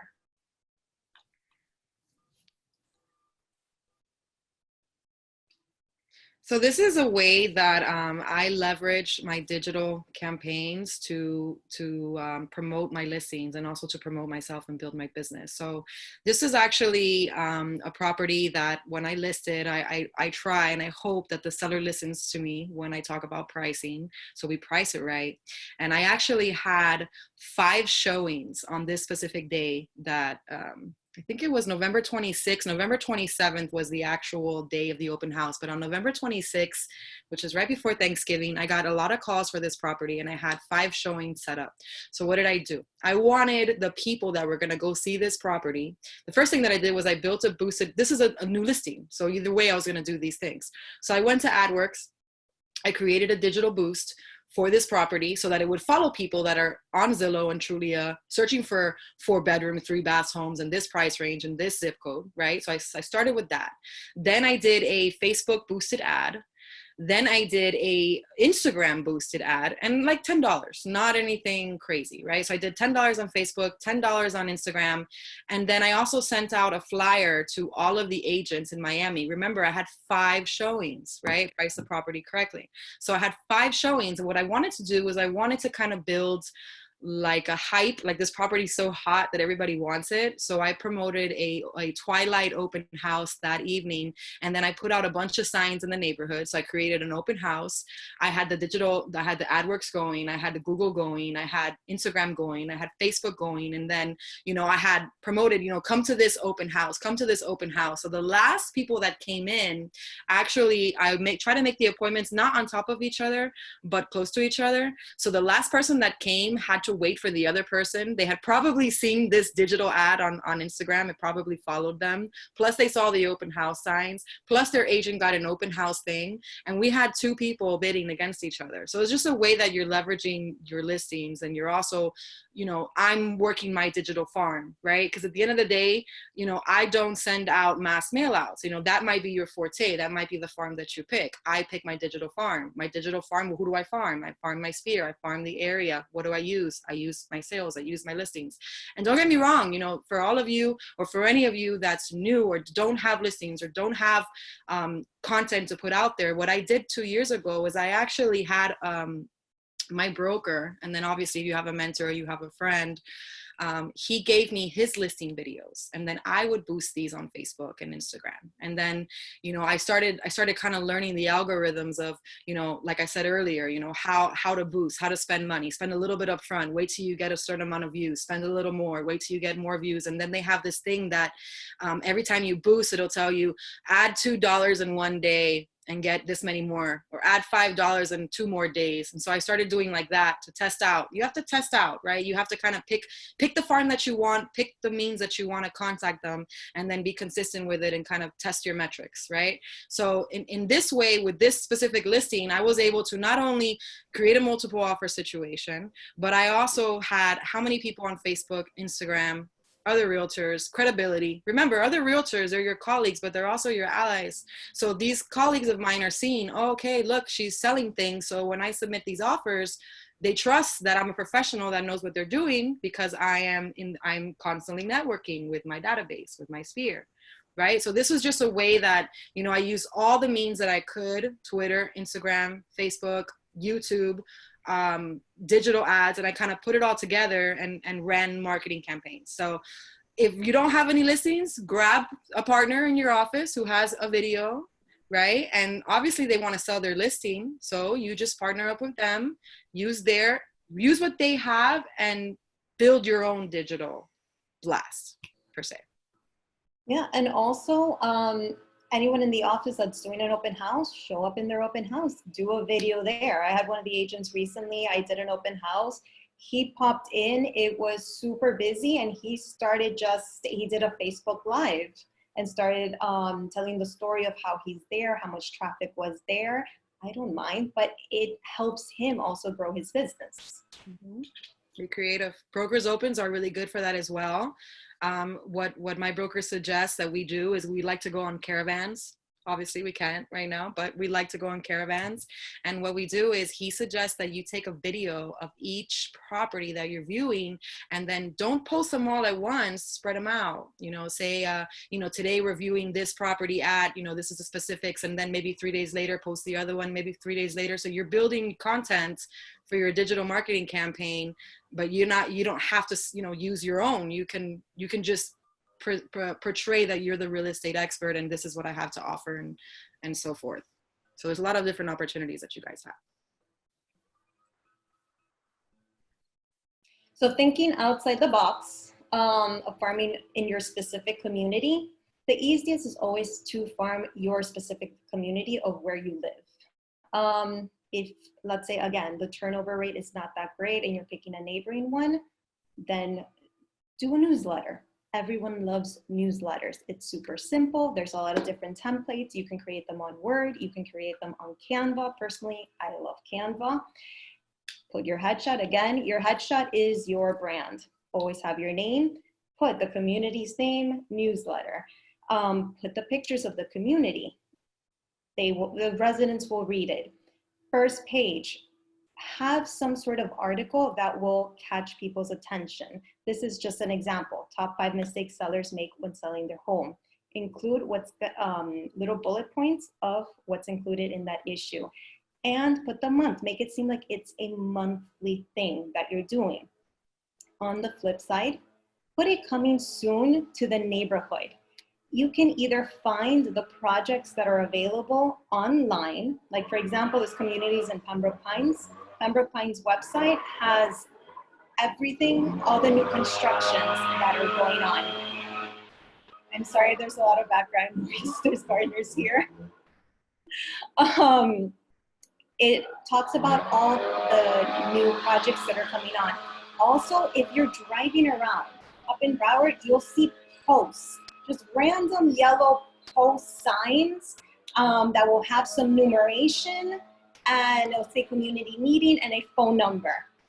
A couple years ago, I was driving and I'm like, what on earth is this? And I just called the number. It directed me to somebody in the office in the city. And that's actually, before it even hits any website, if you call that number, that's a new project that's going to be coming up. And you always find someone very helpful on the other end that will tell you exactly who bought the land, what's in store, what's coming up. So imagine if you are the first relaying that message. You're going to be the go-to person for that community. Also include the neighbors, incorporate them as much as you want, build relationships, feature a neighbor of the month. It's a great way of building also credibility and building also professional relationships. Everybody is something: an accountant, a plumber, a handyman, a lawyer, title, loan officer, something in sales, name it. Everyone always needs referrals. Have a call to action. If you would like to be featured at no cost, please contact blah, blah, blah, blah, blah, blah, blah. That's gold right there. You're going to start getting a lot of people wanting to be on there. And get creative. Have them write a little short bio, what they do. If they want to offer a discount to any residents of that area, boom, put it on there. And then include a recently sold. I know the page is small and you can't see it, but if it's large, you're going to see all the recent sales in the neighborhood. And again, have a disclaimer stating that these were sold by realtors of the Miami Association, so they don't think it's you. Also, as far as newsletters go, you can also create newsletters for the different types of farms. So we talked about professional relationships, you know, maybe create a newsletter for probate attorneys to use, or a specific, let's say, lifestyle, you know, a luxury newsletter, or, you know, there's different, you can use a newsletter not just for a specific geographical farm, but you can also use it for the other types of farms that we have. Right. So. And then always have a call to action. Have several call to actions that will catch attention and draw people either to a website or to call you. So for example, here, I put, did you know the average home has over 100,000 in equity? That's going to catch attention. People are going to be like, oh my God, how much equity do I have? Learn how much. And I give two options, either a home evaluation page. I put a domain there that directs them to my home evaluation page. That's very easy to do. If you have a website, more than likely you're going to have a sell portion that has the home evaluation page. Buy a domain for the community. You can get one anywhere from 99 cents to $10 on GoDaddy. Just makes it look more professional. And then obviously have your phone number on there. If you don't have a home evaluation page, again, you can also easily create one on Wix. Spend a little time, learn it, and you can create it where they can type in their information and the lead will go to you. In this case, with the program that I use, as soon as they enter their home address, it's going to ask for their information. So I get their property address and their info, and boom, I have a seller lead. Also, depending on your programs, you can create market reports and include them there also. Now, going back to the newsletter, you can choose how you want to deliver it. You can either do a flyer, you can hand deliver them every month, or honestly, door knocking hasn't died, and it's a great way of getting in front of everybody in the community. And that's a great purpose knock. It's not just the random, hi, are you looking to sell? No, introduce yourselves. Hi, wanted to introduce myself. I'm a neighbor in the community. My name is so-and-so. I'm creating this special newsletter for everyone in the community so they can stay in touch. I am also offering to send it to your emails every single month. I would love to include you. What's your email? And you're also creating your email database at the same time, and do it, and you can create it digitally. Imagine if you can get all the emails of everybody in that community. First, it's going to save you time, it's going to save you money, and it's easier for you to keep in touch with everybody. What is the name? They're asking a question. The program to create the home evaluation page. It depends. So if you purchase your own website, or if, let's say, you're in an office that provides you with a website, more than likely, you are going to have a property evaluation page. If not, go to Wix, W-I-X, and you can find templates there. It might take you, a couple hours to figure out how to set it up and then how to redirect the lead to you, but honestly, it's not hard. It's just taking the time learning it. If you don't have a personal website yet, buying a domain, forwarding it to that landing page, and you're done. Does that answer the question? Yes. They also asked us to post the slide on the criteria for the farm area. So I'm going to ask Kevin. He's the chief operator of our YPM board. So I'm going to ask him to send that out. Yeah, and I'll go over it again. So the criteria, minimum of 1,000 to 2,000 homes.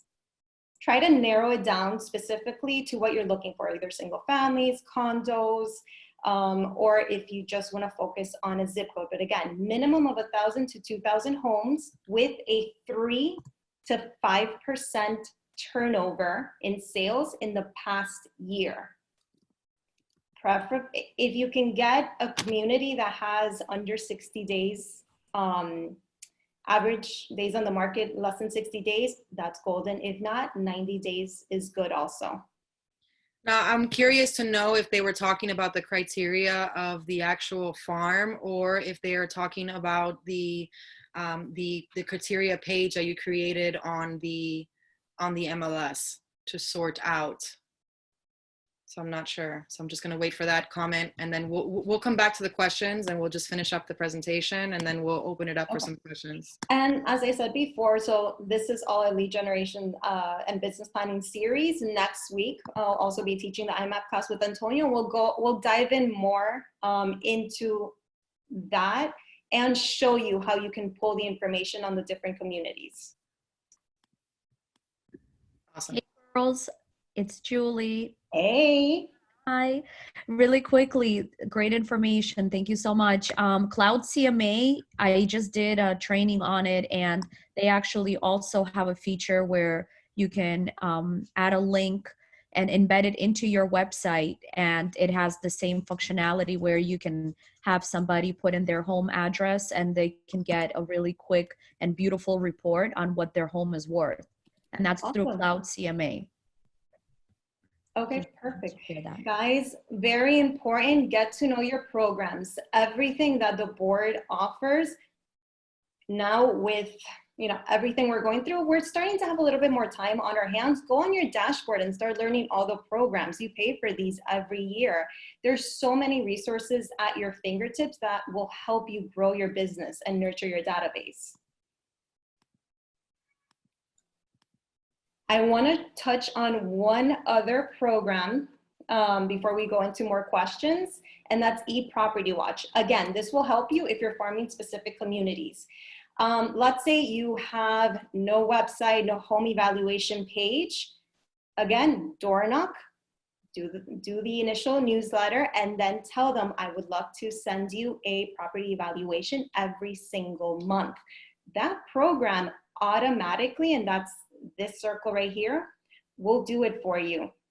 You add all your contacts, name, email, address, and every single month an email will automatically get sent on your behalf with a link, and it'll direct them over to this. So I blacked out the address. It's an old client. So the house is in Weston. So right now the estimated value, and this is what they see, the estimated value is $695,000. And it gives you an accuracy of the value here. The change is 66% based on when they first bought the house. And right next to it, it shows how much equity they currently have if they were to sell tomorrow. Also, I believe she froze, so that happens. But this is really good information. It will show you the estimated equities in the neighborhood. This is just stats. Everybody likes to understand, what's going on. And also, I believe that this program creates. Oh, I think you froze now. Can you guys hear me?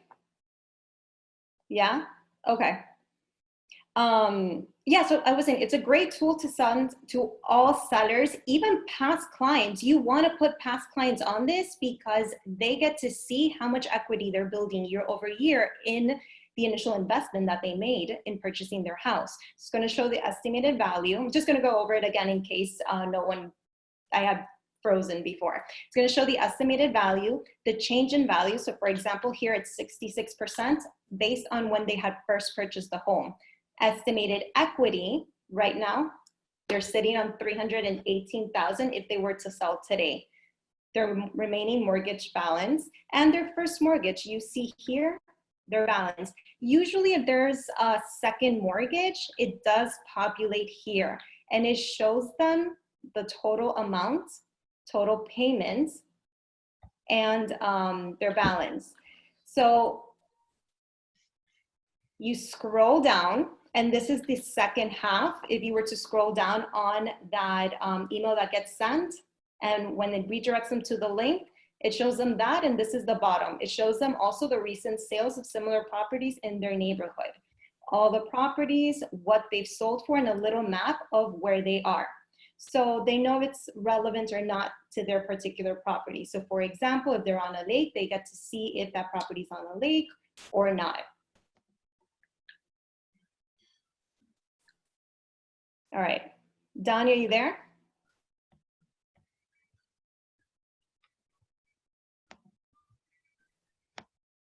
Danya? I think she put in the message that she was trying to get back into the, it kicked her out and she was trying to get back in. Okay. This is her section. So in the meantime, let me just look over. Is this eProperty Watch? No. I think that's what Thomas is asking. He says show us the program again. I'm sorry? On the chat, Thomas is also asking to show us the program again.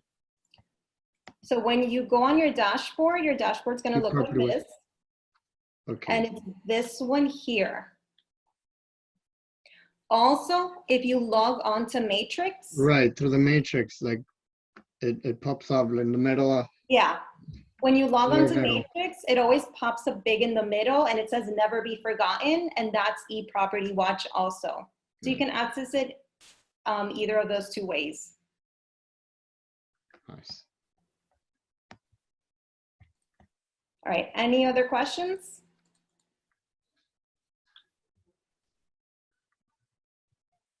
What's this that you have right now? So this is Danya's slide. Unfortunately, I'm not that familiar with HomeSnap. She loves it and uses it a lot for all her listings. Okay, guys. Oh, perfect, just in time. All right, so I was telling you guys earlier about HomeSnap, and I was talking about data mining. So we saved this slide for the last.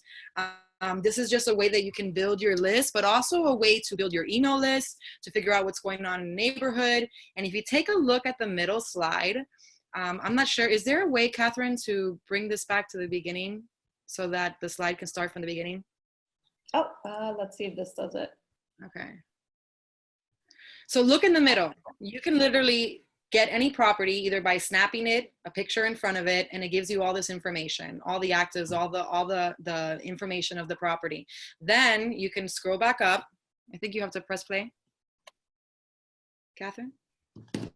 Let's see if it works. There. All right.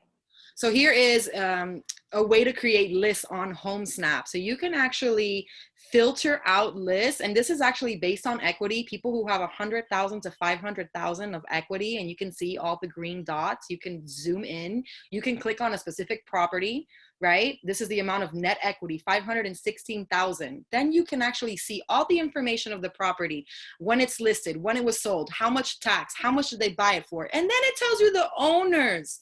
Look at this information, guys. Email, phone number. You guys are very excited with this program. This is amazing. If you guys are not using HomeSnap, like, you guys have to use HomeSnap. I have my Google landing page on here.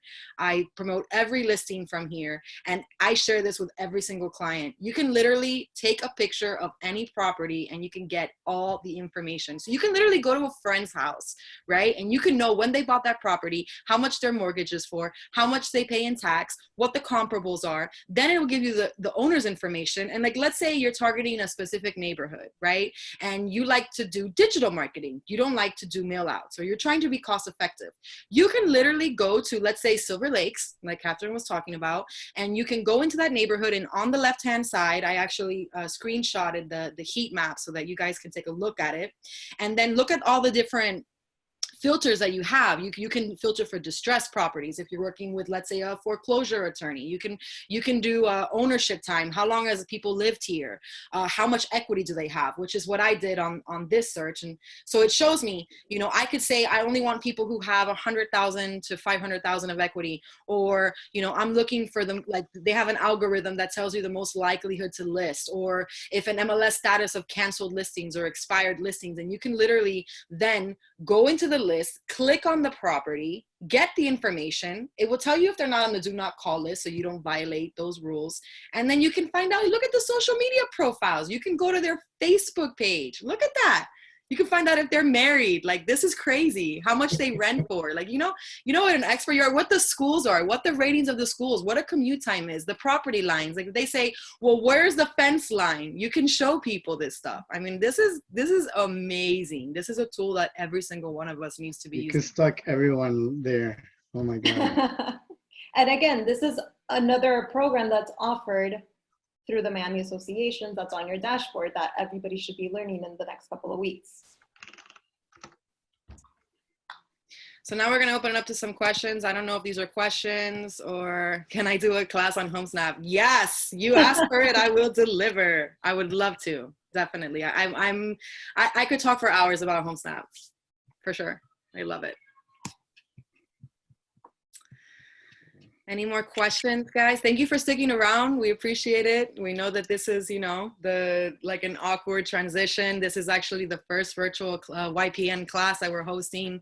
I sat on another class. I see a gentleman here, James. Hi, James. Hello, how are you? I have a question for you. Sure. How precise is the eProperty Watch number? When they say the house is worth $600,000, is it really worth $600,000? Is there a range between 550 to 650, whatever? There So is, when and it the comes to range that- will appear on the bottom, but keep in mind, whenever you're using programs that automatically give you a value, they're never exact. It's like the Zestimate. Everybody swears by it, but we all know it's not exact.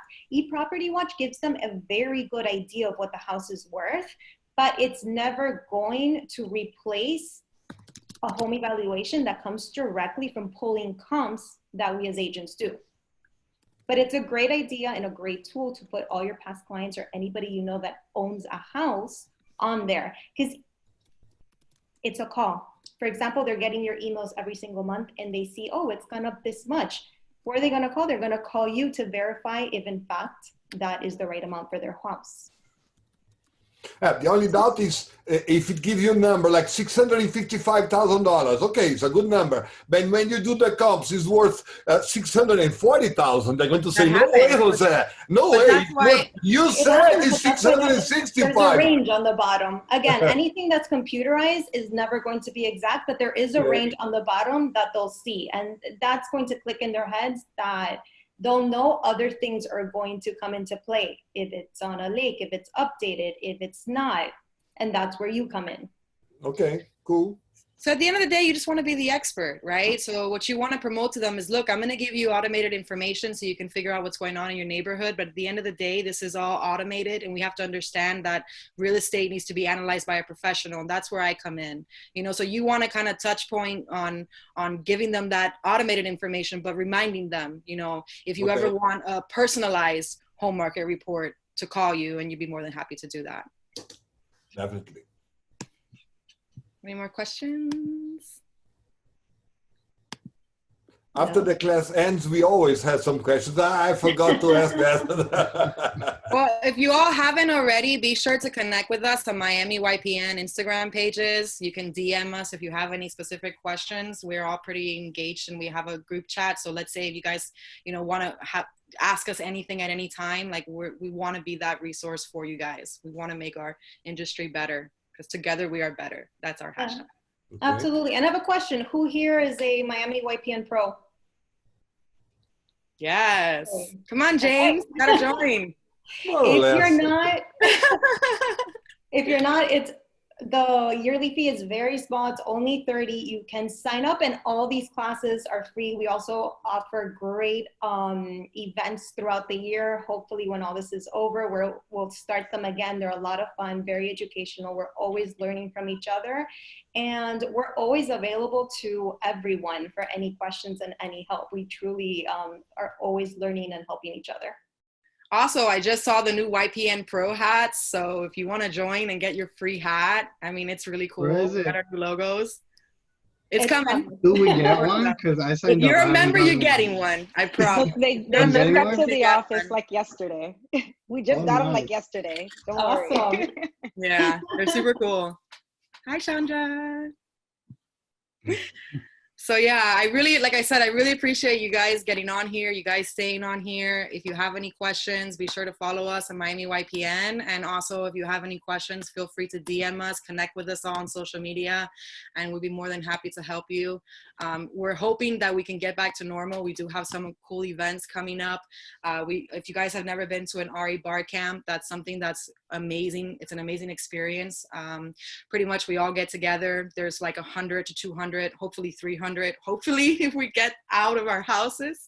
If not, we're gonna do a large Zoom. We're gonna do like Zoom groups. We're gonna figure out something. But it's great because we all just kind of, pick a topic, and then we all either present or we share, or they're interactive, and it's a great way to get involved with the industry, to learn and to network. Again, our relationships are the most important, like the most important aspect of our businesses, because we are going to work together. And the people that you see in these classes and these events and these networking engagements, these are the people that are doing the majority of the business and within the industry. And we all need to know each other and like each other and help each other. Well said. Nope, 42 is not too young. Remember, you got to be young at heart. You can be, my mom's 65 and she's 16 forever. So you can be any age. There's no age limits. The main things we should be using more, I'm going to read some of the notes: AdWorks, HomeSnap, and Wix. Definitely. I would definitely, you have some time, you're at home. There's plenty of free webinars too. I know for sure that HomeSnap does webinars that you can learn more about how to use the software. You can go on their websites, you can read. AdWorks gives you the option to advertise a zip code. Yes, but you can also do single listing ads as well. So it auto imports from your MLS, and you can do, so I usually do it for my properties, and then I show my sellers that I do this for them. So that definitely builds credibility, and they like that. Hello, Anna. She said me, but I don't know what me means. I think when you asked who's a YPN Pro member. Oh, nice. Awesome. Thank you, Eric. Thank you for your help. So yeah, so that's it. We're going to be ending the class.